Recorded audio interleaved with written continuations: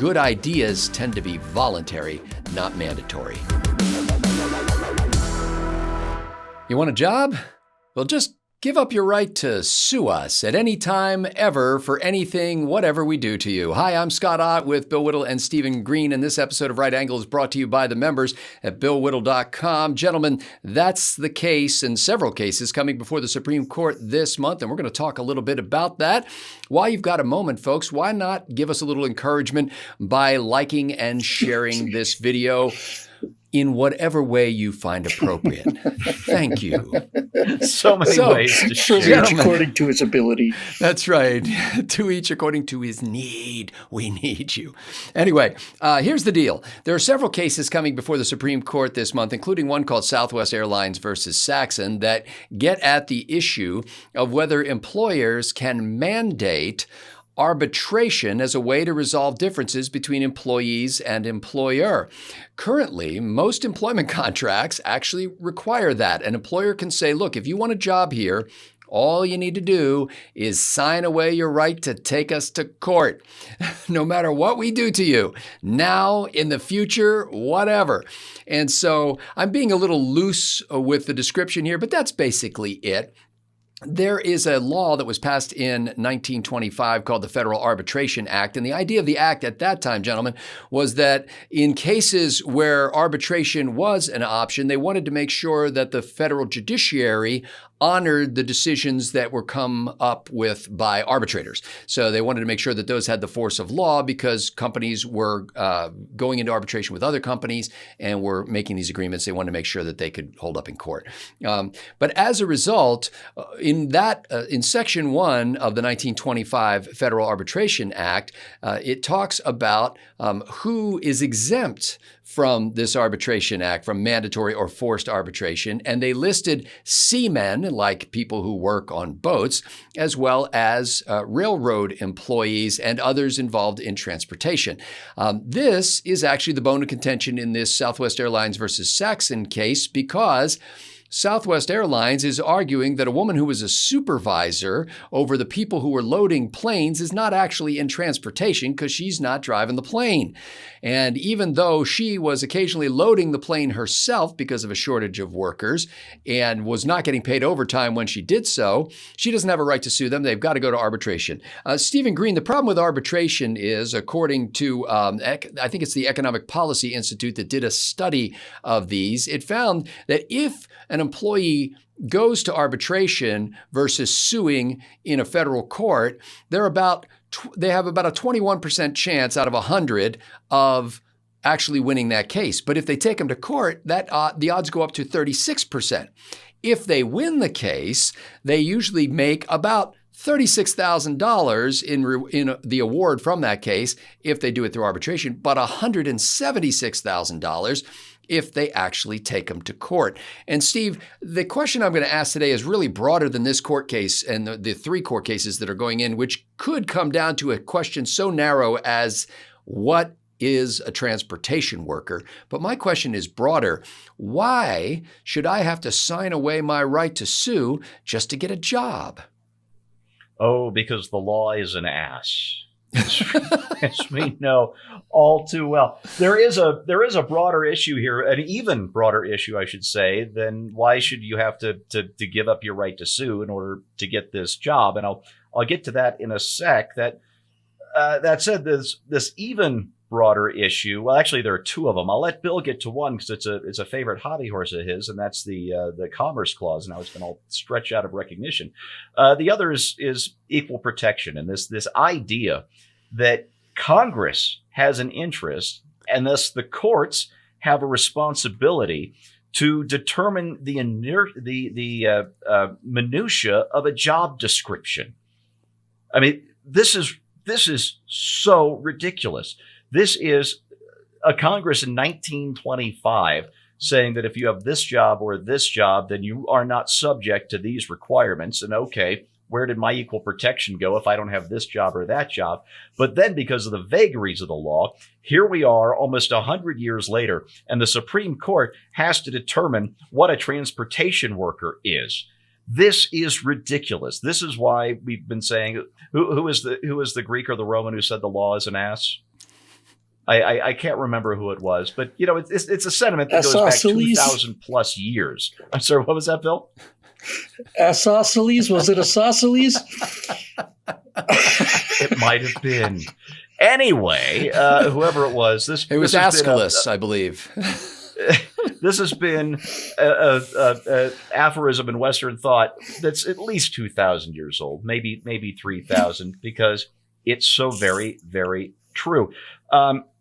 There's probably, if our union laws weren't so messed up in this country, there'd probably be a role for unions to play in this, a positive role. I mean, let me tell you, I'm no fan of unions. In 1976, my uncle was volunteering for Missouri's Right to Work campaign. There'd be a constitutional amendment for the state of Missouri. You wouldn't have to join a union in a union shop if you didn't want to.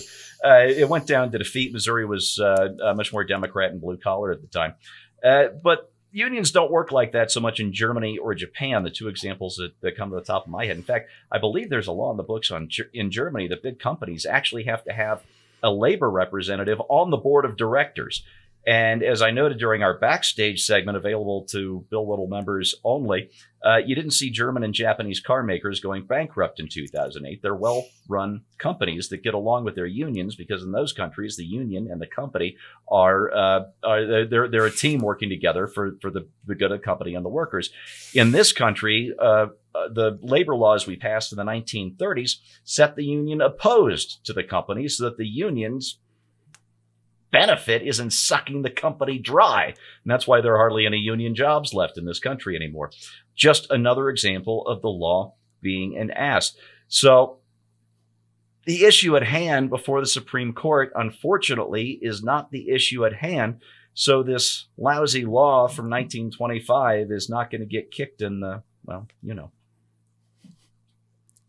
So, Bill Whittle, there's since 1938 in the Wickard versus Filburn case before the Supreme Court, the court has decided to broaden the scope of Congress's power to regulate commerce to include not just commerce among the with foreign nations or among the states or Indian tribes, but to include anything that affects commerce. Now, in 1925, when the Federal Arbitration Act passed, there was not this definition. And in fact, they talked about engaging in commerce or being involved in commerce, not broadening it out to say, basically, anything you do could affect commerce. So therefore, Congress can regulate that.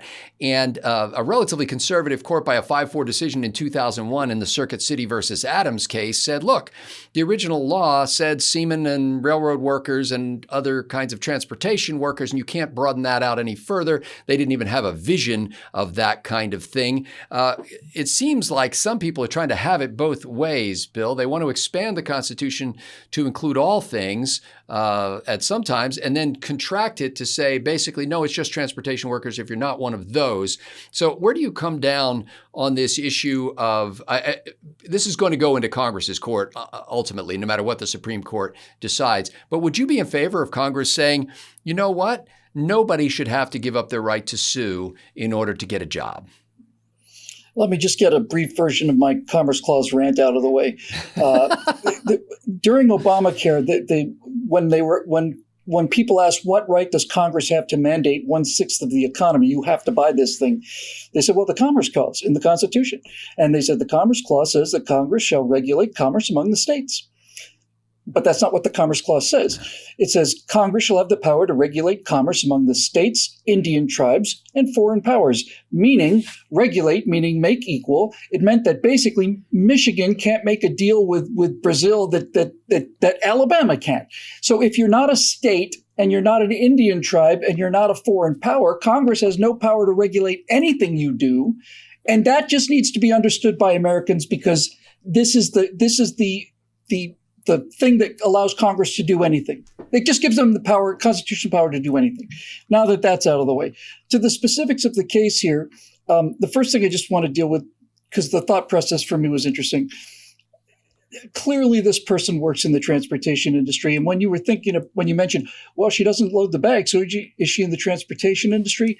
My two questions as her attorney would be, if the bags don't get on the airplane, does the airplane leave or not? That's my first question. And my second question would be, Mrs. Whatever your name is, or Ms., when you get one of these online things where you have to select your occupation, are you educator? Are you in entertainment? Are you in manufacturing? What do you use on this pull-down menu? I'm in transportation. Yes, you are. That's settled. My thought process on this was interesting, at least to me. First of all, I think that the abundance of lawsuits have done enormous harm in this country. So anytime somebody's arguing that I should be able to sue, my gut level reactions to go against that. And my second reaction to it was, you may not like what's in this contract, ma'am, but that means you shouldn't have signed it. I have a very high level of attraction to the idea that you should be responsible for your own decisions. And if you didn't like what was in the contract, then you shouldn't have signed the contract. That's where I started from. And then in our backstage show, which is absolutely fascinating for our members only, so you probably wouldn't get a chance to see, you said, well, you should give up your right to sue. And I said, you don't have a right to sue. And you said, yes, you do. And you have a right to redress your grievances. And I said, well, yes, of course you're right. You're absolutely right. So yes, it's kind of, look, from a natural law point of view, there are essentially three laws, right? Don't hurt anybody, don't take their stuff, and do what you promised to do. The first two are criminal law. The third one is tort law. You have to be able to live up to your contractual promises, or else there is no society. When you sign a contract, you need to be able to be held responsible for that contract, or else there's no society. But you're right. If you do have a right to sue for grievances, then a contract like this is asking you to give up your First or Second or Fifth Amendment rights in order to work for that company. And I suspect on some level that is probably unconstitutional. I don't, despite the fact that I'm still kind of firmly on this point of, if you didn't like it, you shouldn't have agreed to it. You did agree to it. So there you go. But again, we're getting into an age now, Scott, where complexity is being added on purpose. For certain people, complexity is not a bug, it's a feature. How many times have I clicked the end user agreement on software without having the faintest idea of what I am, basically contracting myself to do? So I think on some level, I'm going to probably come down on the natural law side of this thing, on the human rights side of this thing, and try to sweep all of this government and court stuff away. Do I have a right to seek legal action if I've been wronged? And the answer is yes, I do.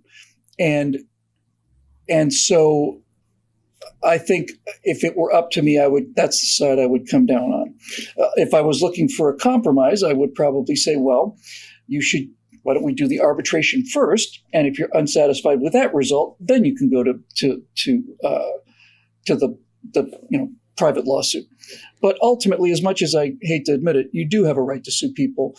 And the fact that lawsuits are so overwhelmingly multiplied in the last 20 or 30 years doesn't negate the right that I think you have to have your wrongs addressed. Hey, Scott, can I throw something in real Steve. Quick? Sorry, I forgot to finish the thing about my uncle working for the right to work thing. He required, while he was volunteering that summer, a police officer to get him from the front door to his car every morning because there were union thugs waiting for him at the bottom of the driveway who one day made a veiled threat against my 7-year-old life at the time. That is my anti-union cred. I hate these guys. I do too. And nobody's arguing that offering the option of voluntary arbitration is a bad idea. And the question is, should it be mandatory? And in fact, mandatory before anything bad happens. There was an episode with Jesus where he said, it's a good idea to settle with your adversary before you get to court because things could turn out badly for you and you may wind up losing everything you have if you insist on pressing your case. And most people, normal human beings, would like to avoid going to court, but they don't want to be forced to avoid going to court. They don't want to be compelled by their employer as a condition of employment. And I could say, as Bill mentioned, it would be a reasonable argument to say, well, just don't sign the agreement, go work for somebody else. Have you read everybody's agreements? They all say it. And in fact, probably your iPhone agreement says the same thing, that you agree by upgrading your software that you're not going to sue Apple, that you'll go through an arbitration process. I'm just guessing that that's in there. And they own my DNA too, probably. Yeah, they probably do. Right. So in any case, that's not the issue. I think that if you're going to work for a company, and these days companies are begging, are incentivizing, are bribing people to come to work for them. Companies, once you get there, give an orientation period where they talk about what a great family they are and how everybody likes to help one another and we all work together and we all have a common vision and a goal, and isn't it special to work here? And on Glassdoor.com, we're rated such and such because it's a great place to work. All companies are bragging about this. Wouldn't it be an even greater place to work if, as a condition of your employment, we didn't say, hey, look, just in case we screw you or you think we did, you may not sue us. I mean, it's like the worst prenuptial agreement in the world. It's coming in advance to basically say, we're pretty sure things could go badly here, so we just like you to give up any reasonable rights. And the idea that, if we send you to arbitration, then we have better odds of winning, and we also have better odds, even if you win, of paying you a lot less money. If you're a company CEO or running one of these corporations, I know you're sick of the lawsuits. I know there are frivolous lawsuits. I know that there are people who are looking for places to go to sue people. But those are a tiny minority of the people and shouldn't guide your behavior with the rest. I think if you go in as a company with the approach that we want to treat our people well, if a dispute comes up, we will say, would you like to do this through arbitration with an unbiased third-party arbitrator, or would you like to go to court? It's probably cheaper to go to arbitration. It would seem like an appealing option. All that's good. And if you want to be a responsible corporate CEO, that's the way you should move your company, toward something where you're not binding people to something that takes away their rights, but you're telling people in advance, we love you, we want to treat you well, we say you're part of the family, we're going to try to treat you as part of the family, not be constantly on the lookout for people who are trying to screw us that we bring on board through our very detailed 6-interview hiring process. So the Supreme Court is not going to decide on all of these issues. The most significant case, they could render a narrow decision in Southwest Airlines versus Saxon that simply says a person who unloads airplanes is a transportation worker or is not a transportation worker. But they could go broader and basically say, look, arbitration's a good idea, but like everything else in the United States, good ideas tend to be voluntary, not mandatory. For Bill Whittle and Stephen Green, I'm Scott Ott. Thanks to the members at BillWhittle.com for making Right Angle possible.